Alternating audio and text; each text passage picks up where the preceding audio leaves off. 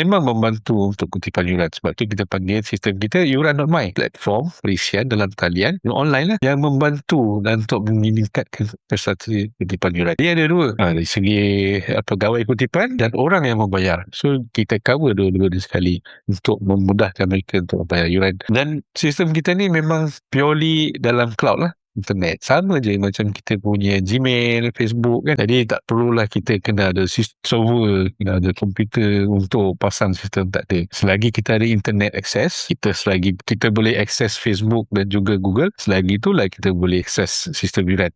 Selagi kita boleh tengok TikTok, selagi itulah kita boleh tengok dan access sistem yuran. Semua di dalam cloud sahaja. Dan kita bangunkan sistem ni ada dua akses. Pertama ialah kita sediakan khusus untuk ibu bapa dan juga ahli persatuan. Kita bangunkan aplikasi mobile apps lah. Yang ni dia boleh install kat mobile apps dan dia boleh nampak data dia, dia boleh nampak data anak dia. Kalau dia ada lebih daripada seorang anak, dia boleh nampak. Install satu apps, dia boleh nampak semua anak dia. Dan dia boleh buat bayaran online. Selepas dia bayar online, receipt automatic kita jana, dia boleh download sendiri. Dan tak perlulah dia kacau kepada sekolah lagi dan sebagainya untuk dapatkan receipt dan sebagainya. Dan satu lagi akses kita sediakan untuk sekolah, iaitu untuk sekolah, persatuan, kelab dan sebagainya. Kita buat ni untuk pengurusan dan pentadbiran lah. Jadi mereka boleh akses kepada web portal ni, boleh tengok senarai data murid, data ahli sebagainya, boleh tengok senarai yuran dan boleh jana invoice, boleh tengok laporan prestasi kutipan secara real time. Kalau hari ni sekarang ni orang bayar terus keluar, dia tahu. Dan kita boleh dapat banyak report yang ada dalam sistem ni yang memudahkan kita untuk memantau status kutipan yuran. Walaupun di web portal, dia boleh je diakses melalui semua device. Nak akses kat handphone boleh, tablet boleh, notebook boleh, desktop lagilah boleh. Ada sebarang soalan buat masa ni, Cik Farhan? Kita sekarang ni dunia teknologi dan handphone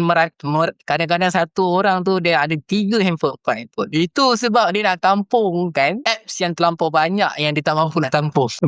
Jadi soalan saya, kalau lah parents tu kata saya tak nak install, dah banyak dah saya punya apps kat handphone ni, dah tak tahu nak mencari dah. Ada Zeus, ada McDonald, ada KFC punya app, Pizza punya app, Domino's punya app. Ini saya nak tambah dengan yuran punya app. Dan saya tak pasti yuran ni berat ke tak apps dia. Macam mana tu?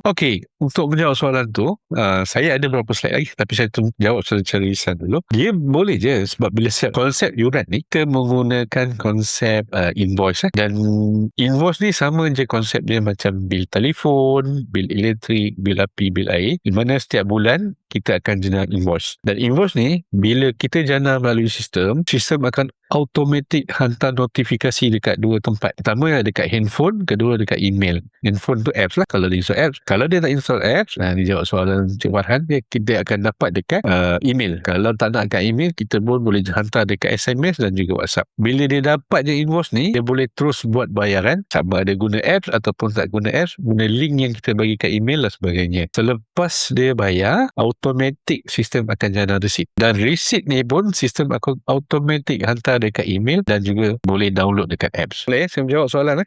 Menjawab. Itu soalan untuk end user lah. Soalan untuk admin ataupun kita punya pekerja lah yang nak buat yang sistem ni kan, layan software ni. Boleh tak dia pun tak nak dia pun nak apps ataupun macam mana? Dia kata saya tak nak pakai browser, saya ada apps tak? Ada apps tak? Untuk pengurusan dan pentadbiran, memang kita gunakan web portal. Tapi web portal tu boleh je akses daripada handphone, desktop, notebook dan sebagainya. Tak ada masalah. Dia boleh je pakai tablet dan handphone. Tapi sebabkan data tu banyak, jadi skrin dia kecil lah, dia nak scroll nak buat invoice kan. Jadi kita cadangkan tablet pun sesuai jugalah. Notebook pun pakai handphone. Kalau setakat dia nak tengok laporan tu memang cantik. Kalau dia dah biasa pakai handphone, ada je cikgu-cikgu tuition yang menggunakan apps dia nak jalan invoice. Tak ada masalah.